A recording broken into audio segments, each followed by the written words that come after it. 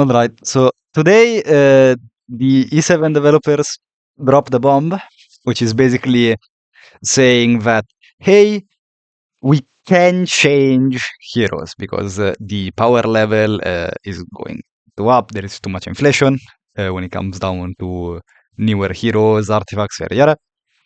So we are going to allow ourselves, in rare cases, to nerf heroes. Pretty much, they said, not exactly in this way.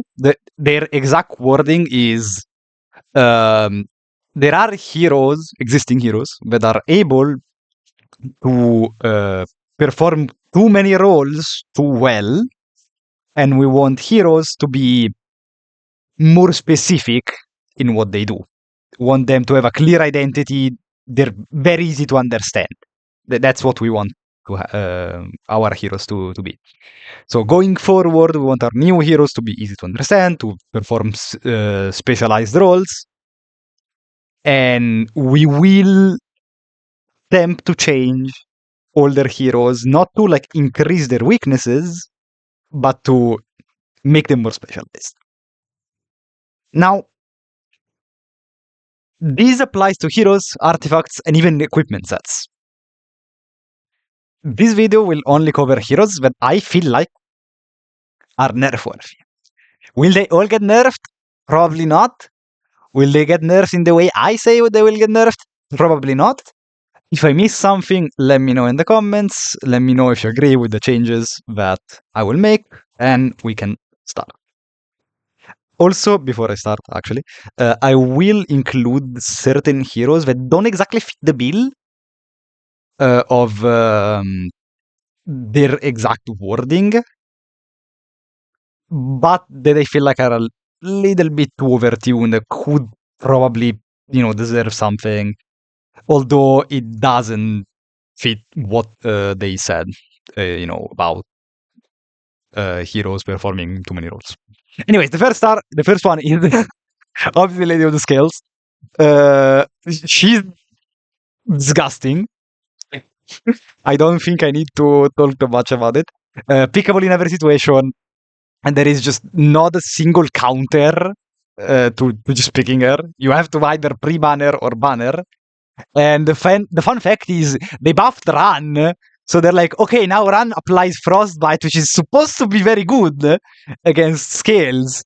But then all of the units that Run wants to push up, like that, get pushed up through Run, because Run doesn't have, inherent combat readiness increases, are units that get CR boosts, like Saria or Hua. And therefore, those units will proc Scales. Scales will just cleanse the Frostbite. So they're trying really hard. They're really trying hard to buff stuff into this. Same with like Laika. They buff. They're trying to be like, okay, yeah, she ignores damage sharing effects and yada. But this thing is still too broken, and I don't think even with Hecate she will stop being picked. So yeah, she probably deserves a nerf, although she's very new, and most of her nerfs, I feel like, will be very minimal. I don't think they will actually go through with what I have in mind, and they'll probably try to nerf her through artifacts. By the way, I will make a separate video for artifacts, so if you don't see certain heroes, I might change their artifacts rather than the hero itself, because I think they would prefer, like they themselves, Smilegate would prefer changing artifacts rather than heroes, because you don't invest for artifacts. Yeah, you might invest balls and stuff like that, but it sucks a little bit more to, be like, I spent 8k mystics on this ML hero and they got nerfed, rather than, the artifact. Anyways, the idea I had in mind, I've talked these ideas with another person, by the way, so it wasn't just me. It was mainly to get a larger, sample size, a bit of a better idea on what to do and what heroes are a bit broken. But what we decided on was basically make it so CCR pushes only after her first turn. So Fern is an example of this, basically. Fern has her speed passive, whatever the hell, um, only start when she gets her first turn. Meaning she doesn't instantly zoom on the field with like 300, 400 speed. I would want scales to work kind of in the same way. So make it so like her CR push passive only starts applying after her first turn.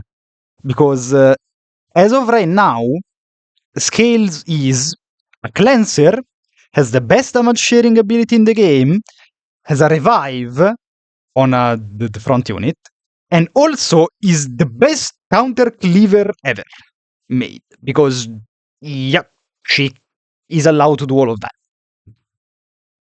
And the idea is to make her not as good as a counter cleaver, because if you look at this unit, she is basically like Sage Bal on steroids. Like, why does she do Sage? Why does she do Sage Bal's job? It makes no sense. Like, Sage Bal is supposed to be the unit that cuts and tries to stop the opponent, not Scales. So I would say Scales probably deserves that to be the nerf. However, I feel like they will go with very minor nerfs. One of my minor issues with Scales is, you know how the front unit goes to 1 HP. This comes up a lot when you play Veronica. If you play Veronica like against Scales, this really comes up. So instead of hitting the unit at 1 HP that will die anyways, you chip another unit, and then she instantly negates the chip because she just heals the allies when the front hero dies. I feel like remove that, make it so like the chip counts instead of be like, yeah, you hit my hero for like 1,000 damage, I'll just heal it anyways. So it's a very, very, very minor issue. I feel like they will try to tackle her in that way, or they will maybe try to reduce the damage sharing. I don't think that does much unless the damage sharing reduces crazy, but I don't feel like they would want to go for that.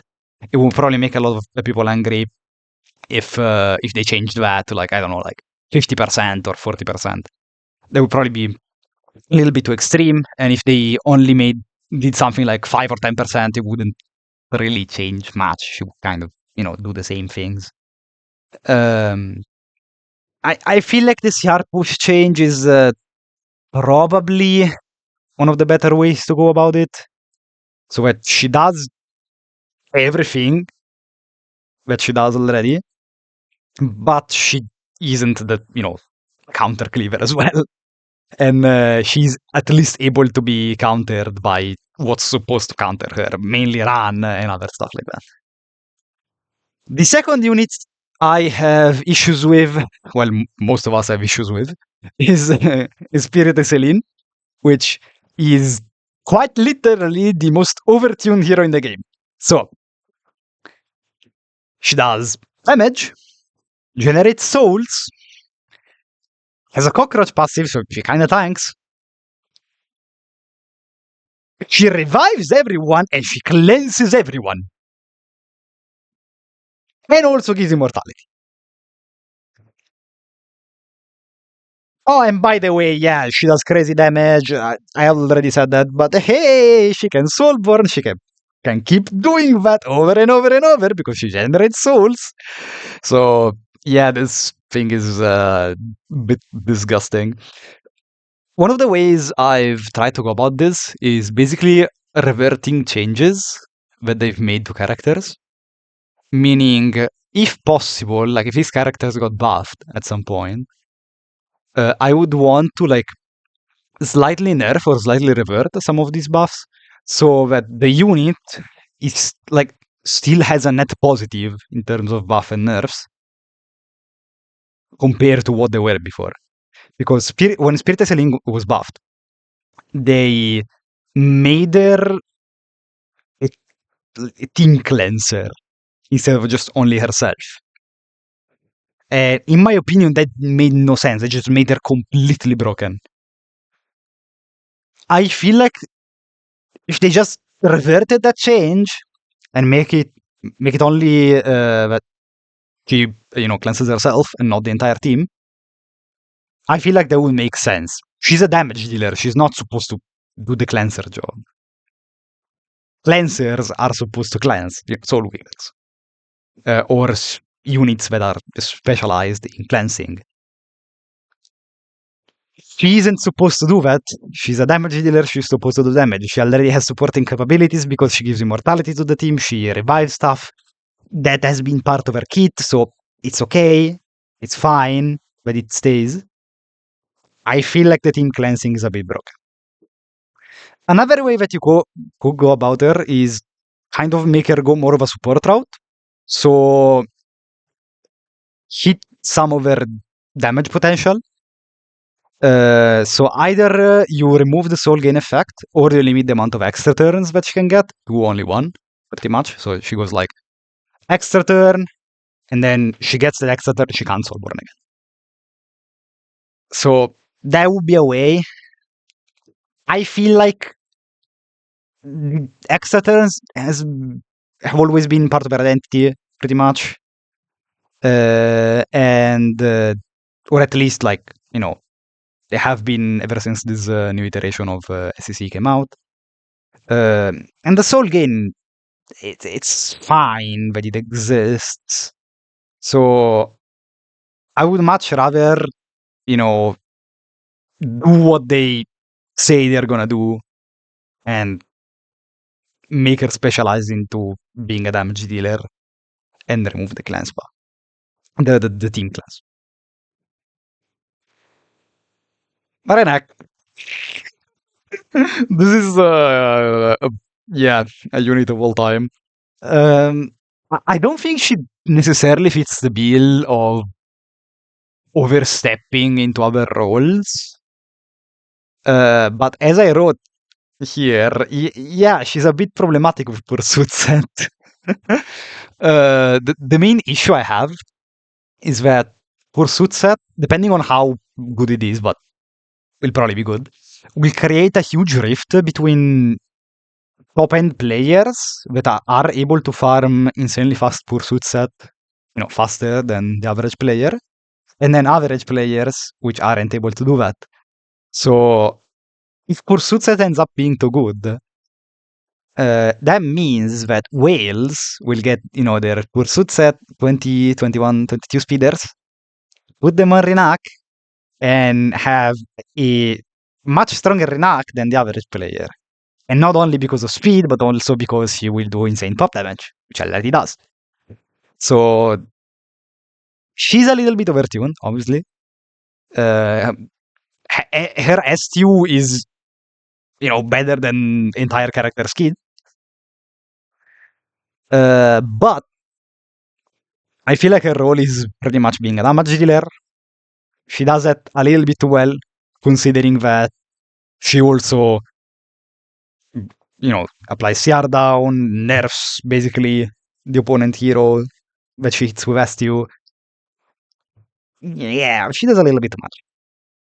I think you nerf the pop damage, lean more into her identity of, taking away stats from the opponent. And this pretty much is kind of a net neutral change if you take in account Pursuit Set and depending on, its numbers. I would say nerf the pop damage to 5k and that's probably gonna be okay. She probably one-shots most things in the game that aren't instantly tanky. So that's kind of what she's supposed to do. She has counter, so I don't think she's insanely broken, but the problem I have with her is with Pursuit Set coming out, which for those who don't know, it's the set that increases pop damage, pretty much, additional damage. That's how it's called. I don't think I need to introduce her. Has always been problematic. The speed range is cringe. why the hell am I only removing the dual attack from S1? Because I don't think you can really change her safety. Uh, like, look at her. You can't fix her.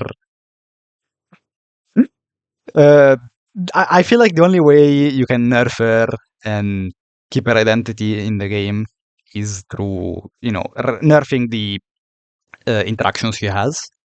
And the biggest interaction she has is S1 and, proccing Flan's dual attack. If you remove the possibility to dual attack from S1, I feel like most of her power in drafting, especially, is nerfed. And also, like, I guess, in Guild War. Yes, she's still gonna have the speed RNG cringe, and she can still be used for that. But this is a hero that is pretty much pre-banned most of the games.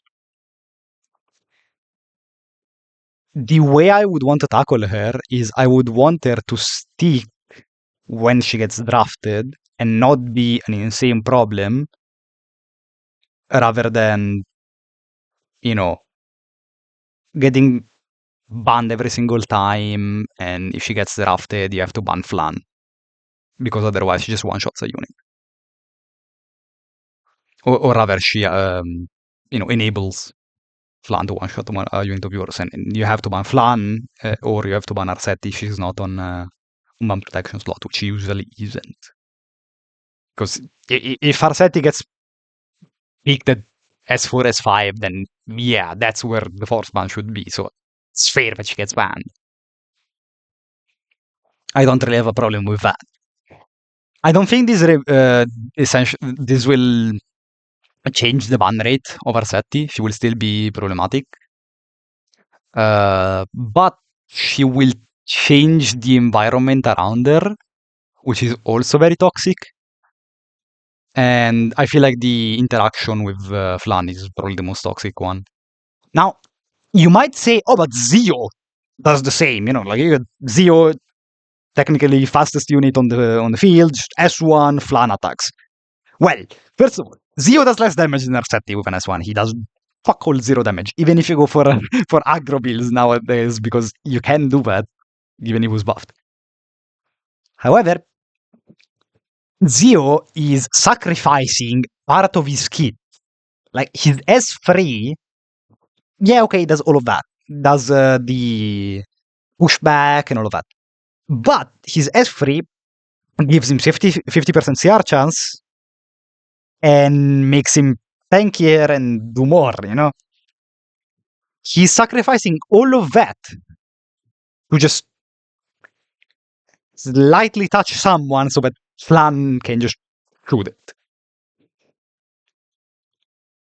Arsetti doesn't really sacrifice much.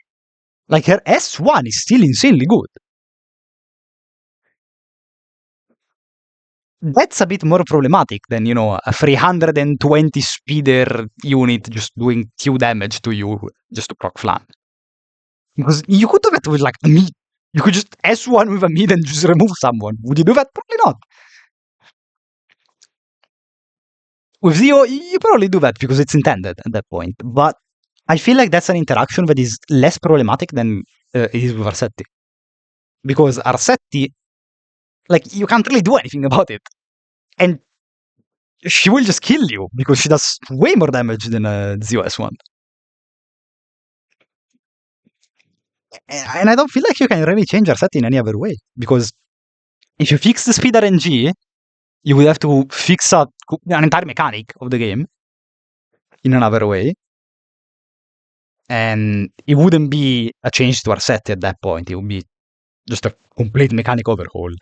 And you can't really be like, oh yeah, by the way, we're going to change this single mechanic of the game only if Arsetti is in the game. Like, yeah, if Arsetti is picked, we're just going to change how speed RNG works. Like, that's not really it, in my opinion. So, yeah, that's all I have. Okay, Shiraz. He is not a huge problem. He is a bit too good. He's a guy walking around, can't be debuffed, just does crazy damage for a knight, obviously, revives, shields, does collapse, which is actually is the least of his problems. But he's a bit too strong. However, I don't think he's that problematic. Like, yes, Yule harass exists, but if you leave your opponent both Yule and Raz, you can deserve it.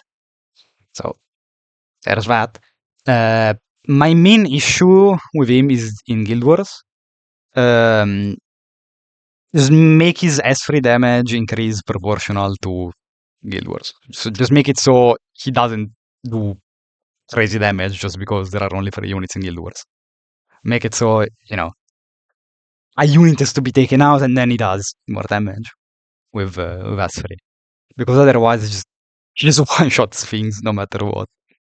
I thought maybe you could like kind of nerf his scalings and make him do a little bit a little bit less damage. But I don't really feel like that's his issue. Like he does only damage in that regard, and there isn't a problem of him specifically.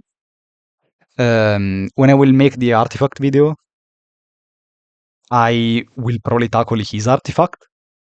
I already have in mind that potentially his artifact could be the one, the thing that gets nerfed to, like instead of 10, like, 7.5% HP, something like that, could happen, which I feel like would be kind of okay. It would like slightly reduce his damage because again, he does a little bit too much damage for being a knight. But yeah, that's kind of all I have on Jiras. I think most of his problems lie in Guild Wars and not really in RTA. He's a more problematic in controlled environments like Guild Wars and regular arena. That's it. These units I have here are problematic but don't exactly fit the bill. So these are units that have very clear roles within the game. They aren't units that, overstep their boundaries, like the units I've talked before. So they don't fit the exact wording that the dev gave us in the dev note. However, these are units that are a little bit too good, mainly the 3 bigger pictures, and the 3 smaller pictures are units that are problematic, but I don't think they deserve a change just yet. So, the 3 units that are a little bit too good are Amid, Ruel, and Maid Chloe. Amid is too strong. So she has been pretty much the best archetype you can play in RTA for quite a while. And yeah, there's pretty much not a lot you can do about it. I think most of her problems lie in the fact that, ever since bomb protection existed, you could go for strategies like this and they become kind of uncounterable. And then, Amid got buffed and we are now in this situation. She does her job way too well. There is just not a lot of ways to counter her. I feel like it's hard to nerf her, to be honest, because how do you nerf a mid? Do you just nerf the CR boost on S2? Like, I feel like that's pretty much all you can do. But like, how do you nerf her without gutting her? That's kind of the point. The idea would be to nerf her so that her counters actually counter her, stuff like, Politis, Yufin, just, work against her, which, because they don't right now. But that's kind of about it. I don't really have anything else. I don't really know how you tackle a mid from a game designer standpoint. She's just a little bit hard to nerf without, straight up nerfing her numbers, which is something that I've tried to avoid as much as possible when it comes down to specifically heroes. Ruel is in a similar situation, more of being strong, but mostly being a byproduct of something else. If for Amid it was the bomb protection system, for Ruel it's mostly candlestick. She's a bit cringe because of that. But don't get me wrong, she's cringe even without it. I still feel like she's a bit too strong even without it. And the way I would go about her is I would slightly revert her EE buff by making it so she only gets the invincibility herself if she revives a unit. So if she revives a unit, that unit is not invincible. That's kind of partly a revert, partly a complete change of how she works. I feel like her getting invincibility on herself is, you know, way less toxic than giving invincibility to an ally and reviving it. Because if you give an invincibility to someone that is already alive, then it's like, okay, that unit has already stick to the board and it will, do its thing and have a one turn of invincibility. However, reviving someone and making it invincible at the same time is, I feel like, is the problem with Ruel. Making herself invincible, it's like, whatever. She's always been a stally unit. It's fine if she stalls. That's what's supposed to be her job. So that's kind of all I have on her. I don't think she fits the bill because she does one thing, which is mostly being annoying, stalling, reviving. That's part of the same archetype that she fits the bill of. It's just that she does it a little bit too well. That's kind of all I have on her. Maid Chloe is a similar thing. I would slightly revert one of her buffs, which is the fact that she now heals at the start of the common turn. I would slightly reduce that. I think it's a little bit too much. She does a lot of things. She has damage, additional damage reduction like FCC. She has the potential to revive. She applies the revive buff, which is, has not been distributed that much because it's annoying. She does a lot of stuff that, in my opinion, she shouldn't really do. But the one thing that is a bit too problematic for me is the fact that she also has huge healing attached to her kit, which is already fairly overtuned. Again, similarly to Ruel, she doesn't overstep her boundaries. She technically does things that a Soul Weaver is expected to do. I think she does a little bit too many. And you can't really change the elephant in the room, which is additional damage reduction. That's something that they've added because it was necessary in the game. And it's not something that should be completely limited to knights, such as FCC. So I'm okay with Maid Chloe having that, and I wouldn't revert it only to, fit the description of heroes must be specialized. However, if you give some tool like that to a hero, then make its other tools a little bit less strong. She shouldn't do additional damage reduction and then revive, heal, buff, all that, cleanse. It becomes a little bit too much. These three small idiots I have here, I don't feel like they are nerf worthy. At least not right now. Well, probably Elvira. They are just problem children. That's all they are. So the main problem with Elvira is ever since Scales became a thing, she came back as the solely unit that just is immortal, you can't kill her, and also now she tanks damage for everyone.